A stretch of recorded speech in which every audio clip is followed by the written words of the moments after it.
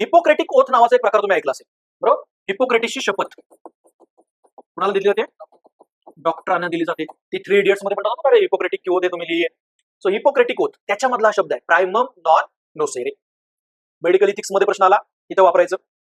Private आणि public life मधला ethics आला, त्याच्यावर प्रश्न आला, तिथे वापरायचं. ओके. तर तो एक स्कॉलर आहे, अमेरिकन स्कॉलर, तो असं म्हणतो पब्लिक लाईफ मध्ये पण आणि प्रायव्हेट लाईफ मध्ये एकच प्रिन्सिपल कामाला लागतं, प्रायमम नॉन नोसेरे. म्हणजे काय? नोईंगली डू नॉट डू हार्म.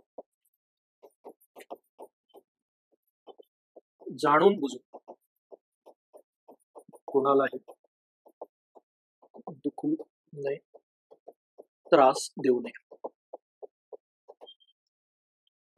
काय करायचंय?